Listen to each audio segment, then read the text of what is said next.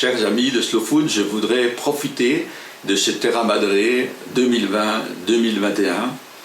pour réfléchir avec vous sur cette pratique d'une alimentation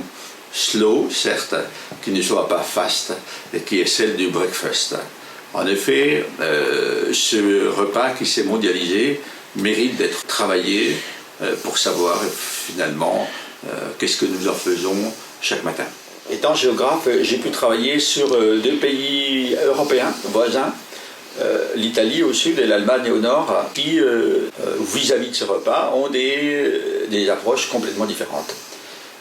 Désormais, la question, c'est de savoir si le petit déjeuner a une histoire. Parce que dans le texte du passé, on a nommé repas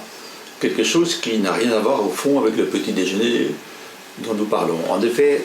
je prends la Grèce, Rome, l'Égypte même, on s'aperçoit que les populations ne mangeaient pas tellement à leur lever, prenaient des repas en milieu de matinée, rompaient le jeûne, le déjeuner, en général 3 à 4 heures après le lever, en gros en milieu de matinée. Et il y avait ensuite un deuxième repas qui était le dîner à la 10e heure. Donc si vous étiez levé à 6 heures du matin, l'été par exemple, ça pouvait être 16 heures. Si vous étiez levé à 7 heures, ça pouvait être 17 heures. Donc en gros, le deuxième repas avait lieu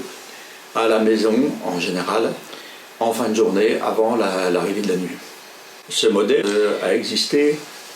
jusqu'au XVIIIe siècle en Europe. Et il existe encore dans les villages de la forêt amazonienne où j'ai pu voir que les populations qui n'étaient pas soumises à des rythmes de travail contraignants, en fait, et avec à leur disposition un certain nombre de fruits dans la forêt, ne mangeaient que rarement avant 9 à 10 heures du matin. Ce qui s'est passé au XVIIIe siècle, c'est d'une part l'arrivée de boissons tropicales en Europe qui ont permis aux femmes d'échapper à des boissons qu'elles ne prisaient pas beaucoup, en particulier le vin, puisqu'on consommait beaucoup de vin au petit déjeuner. On trempait du pain rassis par exemple dans du vin ou dans de la soupe. Donc les trois boissons que sont le thé, le café et le chocolat ont permis en général dans l'aristocratie et dans les couches aisées de prendre des boissons qui allaient permettre de se nourrir un peu autrement. Et en particulier donc ce qu'on a développé au XIXe siècle avec l'abondance de sucre, la confiture. Cette histoire, une histoire très, très différente selon les régions du monde, s'est cassée avec l'arrivée de l'industrie qui a imposé des rythmes sociaux très contraignants, avec en particulier donc la division du temps en temps de travail, temps de loisirs et temps de sommeil, qui correspond à cette division ternaire des abbayes, où les moines encore aujourd'hui pratiquent une forme de 3-8 en travaillant, en priant et en dormant. Cet âge industriel a poussé dans l'organisation urbaine les populations à manger le matin avant donc la longue séquence de travail qui avait lieu d'abord dans les manufactures, ensuite dans les usines, et au fur et à mesure que l'école et l'université se sont répandues, eh bien, les longues séquences scolaires du matin qui étaient à peine interrompues par une récréation mais qui ne permettaient pas un repas. Au moment où démarre cette révolution industrielle, la médecine,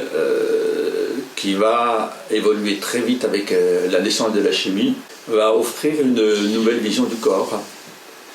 qui est perçue dès lors comme une machine, exactement comme Watt l'avait imaginé avec sa machine à vapeur. Une machine qui va être nourrie exactement comme la machine à vapeur l'était par le charbon, par ce qu'on appellera plus tard des calories. Et cette vision du corps qui va échapper à l'ancienne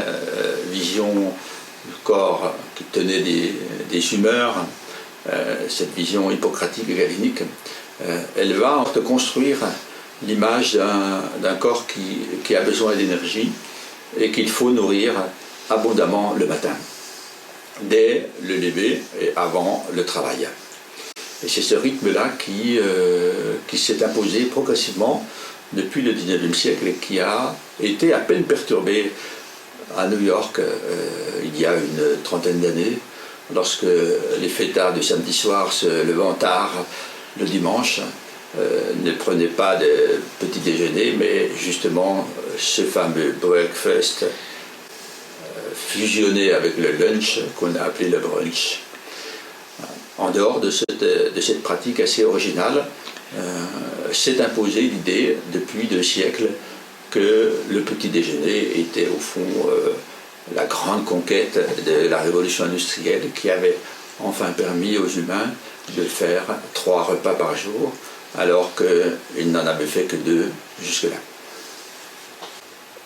La justification de ce repas du matin qui semble pas très utile, comme le montrent certains nutritionnistes comme le professeur Staltman, c'est que nos organismes humains sécrètent 2 hormones le matin, une hormone du réveil qu'on appelle le cortisol et le soir une hormone du sommeil qu'on appelle la mélatonine.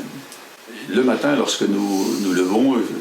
notre corps sécrète du cortisol, qui est justement cette hormone qui va nous permettre progressivement de nous réveiller et d'aller chercher le sucre, l'énergie dont elle a besoin dans les tissus du corps et dans toutes les réserves qui ont été faites la veille. Certains métabolismes sont différents, certains besoins sont différents, notamment ceux qui travaillent de force, qui ont, après leur lever, et souvent un peu plus tard, besoin de manger. Je pense par exemple aux ouvriers lyonnais qui allaient au Machon le matin pour faire un repas assez pantagruélique à l'époque, parce que c'était un repas pour des gens qui travaillaient de force, témoigne de cette confusion finalement qui s'est faite entre le repas du matin qui était généralisé dans les campagnes, dans les monastères, dans les régions où on n'est pas soumis à des horaires contraints, et le breakfast qui est ce repas obligatoire avant d'aller au travail. Notre réflexion peut se conclure en essayant de bien interpréter ce qu'on appelle les petits déjeuners tels qu'ils se passent dans le reste du monde. Au fond, nous sommes devant une très très grande diversité de pratiques le matin et que bien sûr c'est culturel, mais qu'il y a toujours la possibilité pour chaque être humain de décider ce qu'il peut manger ou ce qu'il veut manger chaque matin. On pourra faire toutes les géographies que nous voudrons, on pourra faire tous les éloges que nous souhaiterons du petit déjeuner. Il faut qu'il reste quelque chose qui soit une décision personnelle.